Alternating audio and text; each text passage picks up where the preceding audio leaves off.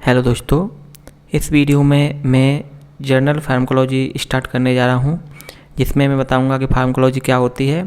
उसके बाद ड्रग के बारे में बताऊँगा कि ड्रग और मेडिसिन में क्या डिफरेंस होता है और ड्रग का नामकरण या नोमेनक्लेचर कैसे किया जाता है। उसके बाद जो प्रिस्क्रिप्शन या नॉन प्रिस्क्रिप्शन जैसे कि ओवर द काउंटर ड्रग बोलते हैं वो क्या होते हैं, और ड्रग कितने फॉर्म में आते हैं, यानी सॉलिड, लिक्विड, ऐसे कितने फॉर्म में आते हैं।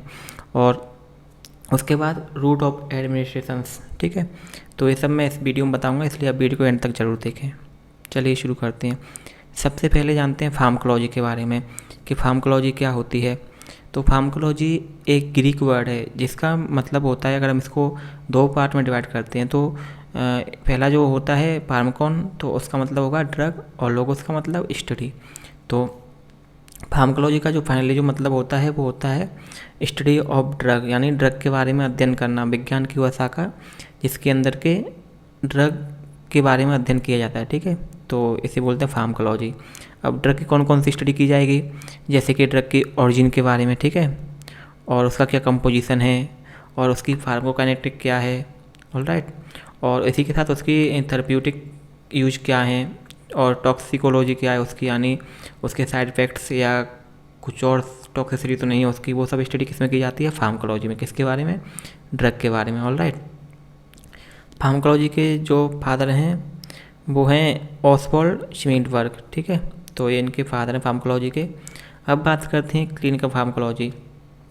तो clinical pharmacology systemic study of drug, यानी जो ड्रग होता है उसकी सिस्टेमिक स्टडी करना, ये आता है क्लिनिकल फार्माकोलॉजी के अंदर। किसके ऊपर ड्रग की स्टडी करना, जो हेल्दी इंडिविजुअल होते हैं उनके ऊपर और पेशेंट्स के ऊपर। ठीक है, तो इसको बोलते हैं क्लिनिकल फार्माकोलॉजी। जो क्लिनिकल फार्माकोलॉजी है उसी में ही जो रिसर्च होती है मेडिसिन के बारे में या कोई नए मॉलिक्यूल के बारे में, और जो ट्रायल चलते हैं तो वो इसी क्लिनिकल फार्माकोलॉजी में आता है। जैसे अभी आपने देखा होगा कोविड-19 की जो वैक्सीन थी उसको आने में इतना टाइम लगा। क्यों टाइम लगा, क्योंकि कई सारे ट्रायल्स होते हैं, तो वो सब ट्रायल्स इसी के अंदर आते हैं, क्लिनिकल फार्माकोलॉजी के अंदर, ऑलराइट। अब जानते हैं ड्रग क्या होता है। ड्रग का जो ड्रग एक फ्रेंच वर्ड है जिसका मतलब होता है अ ड्राई हर्ब। ठीक है, अकॉर्डिंग टू WHO के अनुसार अगर इसकी परिभाषा देखें तो ड्रग एक ऐसा सब्सटेंस या प्रोडक्ट है जिसका यूज किसी डिसीज़ के प्रिवेंशन, ट्रीटमेंट और उसको क्योर करने में या डायग्नोसिस करने में किया जाता है। ठीक है, तो इसे बोलते हैं ड्रग। और मेडिसिन क्या है, मेडिसिन ऐसा सब्सटेंस होती है जो कि अपने आप को डिफ़ाइन करती है, अपने आप को डिफ़ाइन फॉर्म में होती है ये, और जिसका यूज किसी भी उसको किसी भी डिसीज़ को ट्रीट करने में या डायग्नोसिस करने में यूज की जाती है। ठीक है, फादर ऑफ मेडिसिन हिप्पोक्रेट्स को माना जाता है, और इंडिया में फादर ऑफ मेडिसिन सुश्रुत हैं। अब जानते हैं कि ड्रग में और मेडिसिन में क्या अंतर होता है।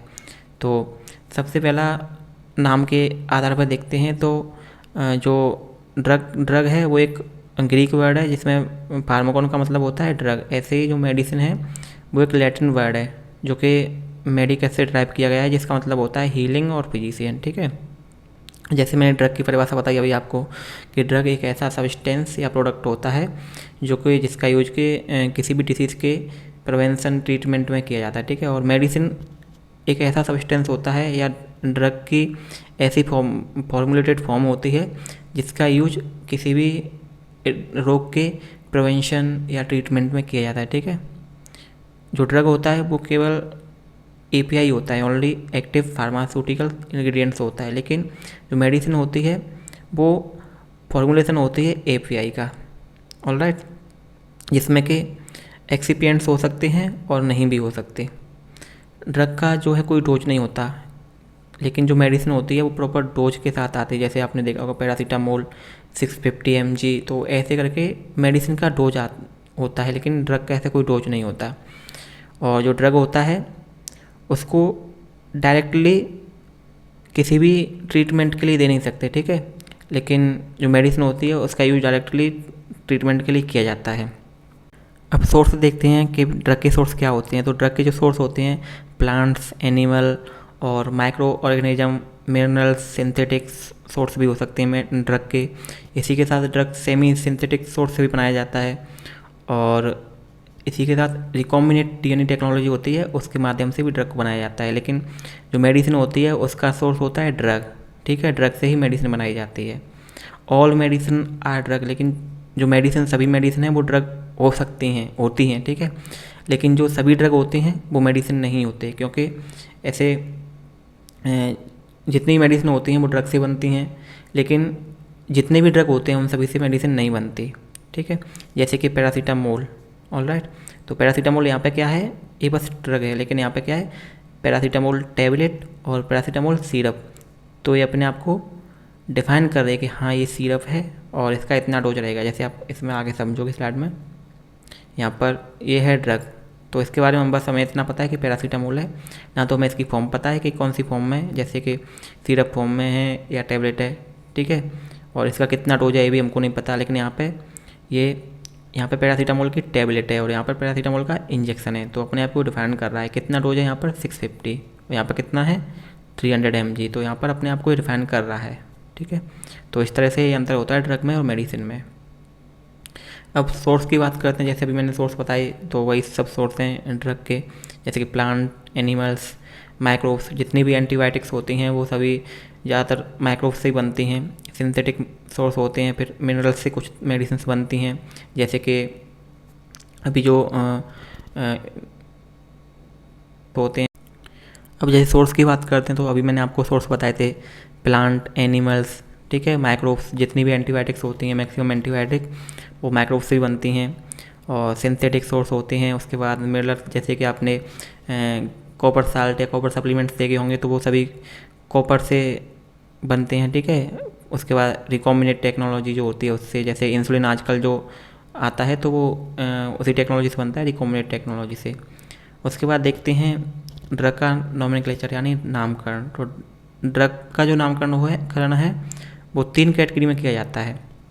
पहला केमिकल नेम, तो केमिकल नेम जो होता है एक साइंटिफिक नेम होता है, ठीक है, और ये जो केमिकल नेम होता है सब्सटेंस को केमिकली डिस्क्राइब करता है, उसकी जो केमिकल प्रॉपर्टी होती है उसके बारे में बताता है। जैसे 11th-12th में जो IUPAC नामकरण होते हैं तो उस बेसिस पे किया जाता है। जैसे आप यहाँ पर डाइक्लोफेनिक का नाम देख पा रहे हो, केमिकल नेम इतना बड़ा नेम है जो कि प्रिस्क्रिप्शन के लिए सूटेबल नहीं है, तो इसको प्रिस्क्रिप्शन में नहीं लिख सकते, ठीक है।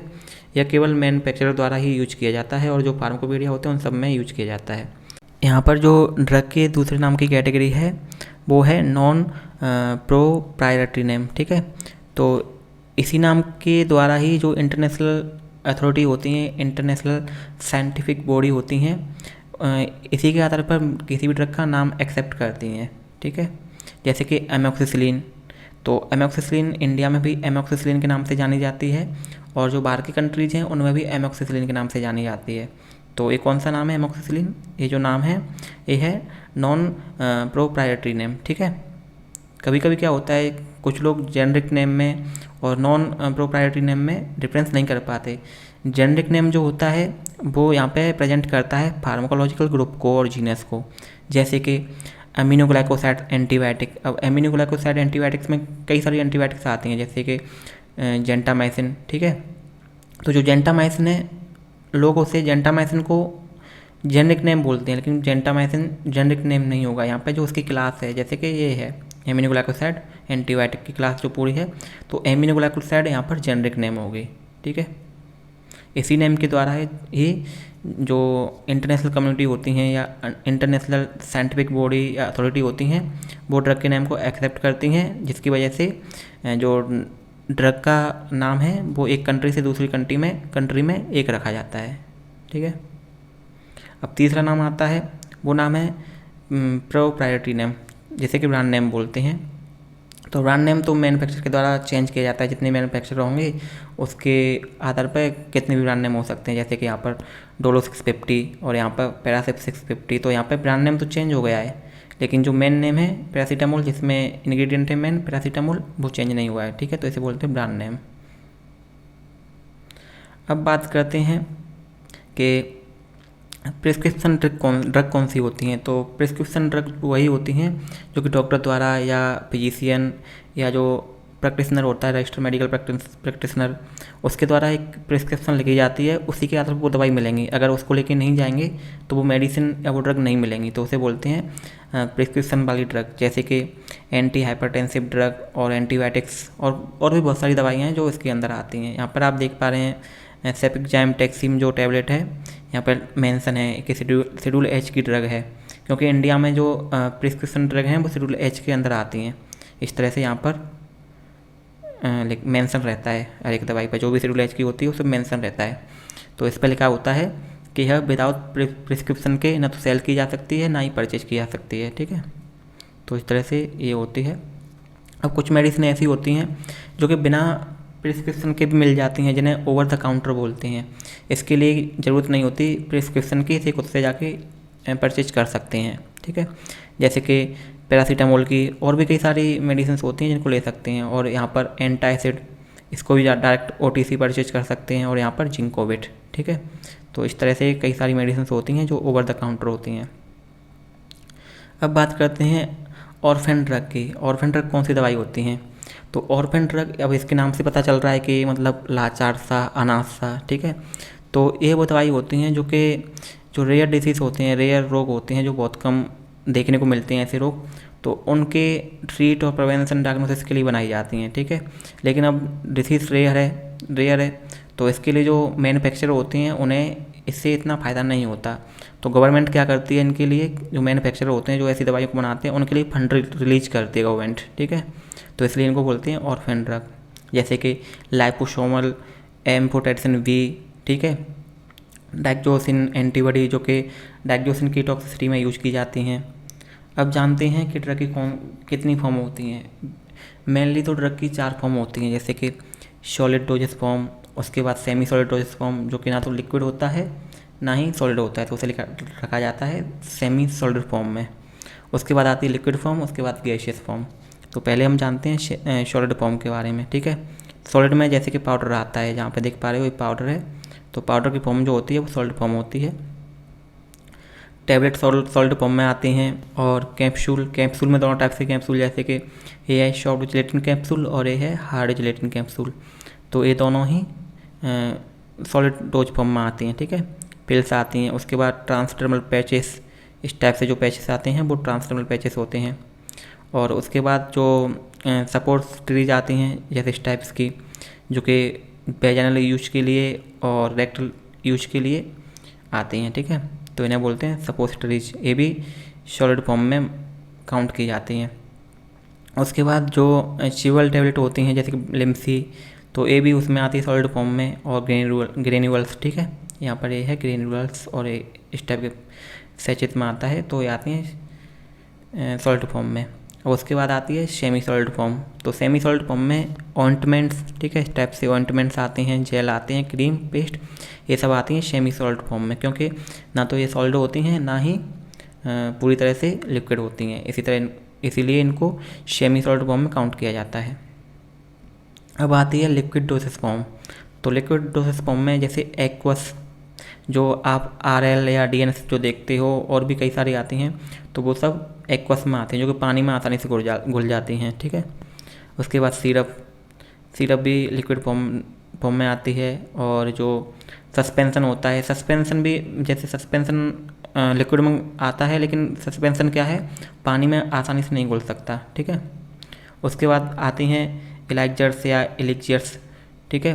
तो इनमें क्या होता है, इनमें एल्कोहल का जो कंटेंट होता है वो ज़्यादा होता है, या फिर ये एल्कोहल में घुल सकती हैं, तो ये भी लिक्विड डोज फॉर्म में आती हैं। उसके बाद जो ड्रॉप्स होते हैं, लोशंस, ठीक है, और इंजेक्शन। डिटॉल आती है, डिटॉल जो देखी होगी आपने, जो उसकी जो कैटेगरी होती है वो इमल्सन होती है, तो डिटॉल भी लिक्विड डोसेस फॉर्म में आती है। माउथ वॉशेस, टिंचर्स, और उसके बाद जो लिक्विड स्प्रे आती है वो भी लिक्विड फॉर्म में आती है, ठीक है। अब देखते हैं गैसियस फॉर्म में क्या आता है। तो गैसियस फॉर्म में इनहेलर्स देखे होंगे आपने, इस टाइप के इनहेलर्स और एनेस्थीसिया, ये सब आते हैं गैसियस फॉर्म में। अब देखते हैं कि मेडिसिन के या ड्रग के रूट ऑफ एडमिनिस्ट्रेशन क्या होते हैं, ठीक है। तो रूट ऑफ एडमिनिस्ट्रेशन वो होता है जिसमें कि जो सब्सटेंस या कोई भी ड्रग है वो बॉडी के कांटेक्ट में आ जाता है, तो यह रूट दो टाइप्स के होते हैं, एक तो लोकल और एक सिस्टेमिक। तो पहले जानते हैं हम लोकल के बारे में। तो लोकल रूट वो रूट होते हैं, अगर हम उस रूट से किसी भी ड्रग को या मेडिसिन को देंगे तो केवल जिस जगह पे हमने वो अप्लाई किया है, ठीक है, जिस जगह पे हमने वो दिया है तो उसका इफ़ेक्ट जो है उसी साइड पर रहेगा, ना कि पूरे शरीर में। तो उन्हें बोलते हैं लोकल रूट। जैसे कि ऑइंटमेंट क्रीम होती हैं, आप इनको जहाँ भी अप्लाई करते हो तो इनका इफेक्ट वहीं रहता है, ना कि बॉडी की दूसरे पार्ट में। ऑलराइट, अब लोकल रूट में ही टॉपिकल के बारे में जानते हैं, ठीक है। तो जैसे कि कोई मेडिसिन है, किसी भी मेडिसिन को सरफेस पे बाहर से ही अप्लाई करना, जैसे ये स्किन है, यहाँ पर बाहर से ही अप्लाई करेंगे तो उसे बोला जाएगा टॉपिकल। या फिर म्यूकस मेम्ब्रेन है, तो म्यूकस मेम्ब्रेन पे भी बाहर से अप्लाई करना तो उसे भी माने जाएंगे टॉपिकल, ठीक है। जैसे कि स्किन के लिए जो ऑइंटमेंट्स क्रीम आते हैं तो उन्हें भी हम स्किन पे ऊपर से अप्लाई करते हैं, और वो जहाँ पर हमें अप्लाई करते हैं उसी जगह पे अपना टारगेट रखते हैं, ठीक है, उसी जगह को ठीक करते हैं या उसी जगह पे अपना काम करते हैं, तो उन्हें बोलते हैं टॉपिकल। अब स्किन के बाद दूसरा आता है म्यूकस मेम्ब्रेन के लिए, ये भी टॉपिकल का ही भाग है, लोकल रूट में टॉपिकल का, ठीक है। तो जैसे ये है म्यूकस मेम्ब्रेन, यहाँ पर म्यूकस मेम्ब्रेन जो है लगभग हर कैविटी में, बॉडी की जितनी भी कैविटी है वहाँ पर प्रेजेंट होती है, ठीक है। तो जो माउथ में जो म्यूकस मेम्ब्रेन प्रेजेंट होती है उसके लिए भी कुछ मेडिसिन आती हैं, जैसे कि जो माउथ ब्रशेस हो गए और गार्गल के लिए, ठीक है, वो सब। और आँख में, नाक में, कान में जो म्यूकस मेम्ब्रेन होती है उसके लिए ऑइंटमेंट्स, नेजल स्प्रे और ड्रॉप्स।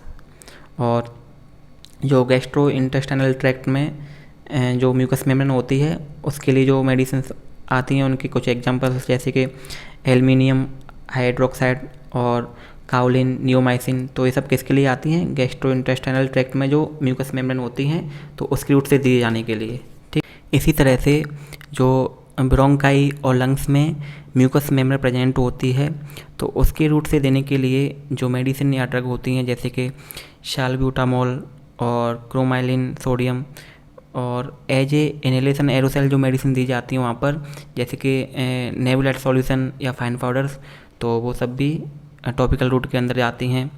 और यूरेथ्रा में जो जेल यूज करने के लिए आती हैं जैसे कि लाइडोकाइन और इरिगेशन सॉल्यूशन, ठीक है। और वेजाइना में जैसे अभी मैंने बताया था ये सपोजिटरीज होती हैं और वेजाइनल टेबलेट होती हैं जिन्हें कि वेजाइना में इंसर्ट कर दिया जाता है। और क्रीम पाउडर वेजाइना के लिए जो आती हैं वो भी टॉपिकल रूट में ही आती हैं। टॉपिकल में कौन सा? म्यूकस मेम्ब्रेन वाला रूट। अब जो कैनाल के लिए आते हैं, एनल कैनाल के लिए ऑइंटमेंट आते हैं और सपोर्टरीज आती हैं, वो भी टॉपिकल यूज के लिए होती हैं। लोकल रूट में ही जो अगला है वो है डीप टिश्यू वाला रूट, ठीक है। तो डीप टिश्यू में इंजेक्शन देंगे, जैसे कि इसका पहला एग्जांपल मैं लेता हूँ। पहला एग्जांपल है इसका इंट्रा आर्टिकुलर इंजेक्शन, ठीक है। तो जब रिमेटोइड आर्थराइटिस में जो नी जॉइंट होता है वहाँ पर उसका इंजेक्शन दिया जाता है हाइड्रोकॉर्टिसोन का, ठीक है। तो इस तरह से तो जब हमें इस इंजेक्शन को देते हैं या एंटीबायोटिक्स भी देते हैं कुछ तरह के, तो यहाँ पर देते हैं इंजेक्शन को तो केवल वो नी जॉइंट होता है वो वहीं पर अपना प्रभाव या काम करता है, ठीक है। तो इसलिए भी इसको लोकल रूट में गिना जाता है। और एक कहाँ दिया जाता है? डीप टिश्यू जो होते हैं उनमें दिया जाता है। और दूसरा इसका एग्जांपल है इंट्राथीकल इंजेक्शन, तो यह है स्पाइनल कोड, तो ये दिया जाता है स्पाइनल कोड में, ठीक है।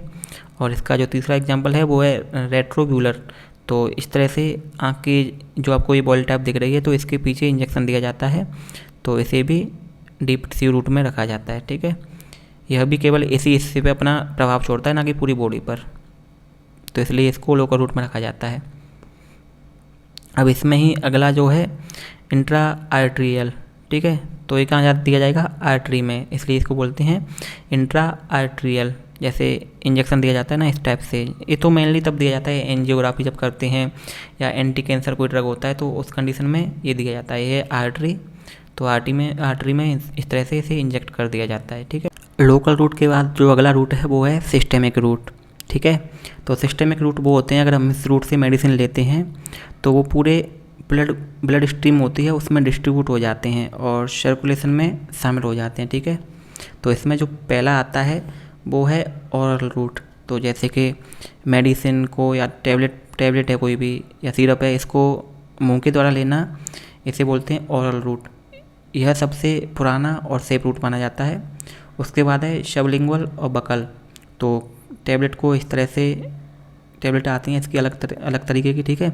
तो उस टैबलेट को इस तरीके से यहाँ पर रखने, जीभ के नीचे रखते हैं और यहीं पर इसका एब्जॉर्प्शन हो जाता है। और बकल जो होता है इस टाइप से यहाँ पर टैबलेट को रख लिया जाता है और यहीं पर इसका एब्जॉर्ब हो जाता है। ऑलराइट।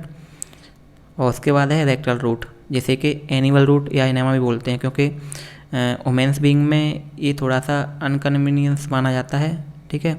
तो इसलिए इसको कम यूज किया जाता है। मेनली तो ये जब इमरजेंसी पिल्स होते हैं उस कंडीशन में यूज किया जाता है। तो जो रेक्टम होता है तो इस तरह से यहाँ पर इसे टैबलेट को रख देते हैं। अब जो अगला है क्यूटेनियस पैचेस, इस टाइप के जो पैचेस आते हैं तो ये भी सिस्टेमिक रूट में आता है। और 5वां है इसमें इनहेलेशन और एनेस्थीसिया, तो ये भी सिस्टेमिक रूट में आता है। उसके बाद है नेजल स्प्रे, क्योंकि कुछ मेडिसिन ऐसी आती हैं जो कि नाक से लेने से दिमाग तक इफेक्ट कर देती हैं, ठीक है। तो इनको भी सिस्टेमिक रूट में रखा गया है। सिस्टेमिक रूट में ही अगला जो रूट है वो है पेरेंट्रल रूट। तो इसमें जो हम जनरली 4 टाइप के इंजेक्शन देखते हैं, जैसे कि सब क्यूटेनियस, इंट्रामस्कुलर, इंट्रावीनस और इंट्राडर्मल इंजेक्शन इसके अंदर आते हैं, ठीक है।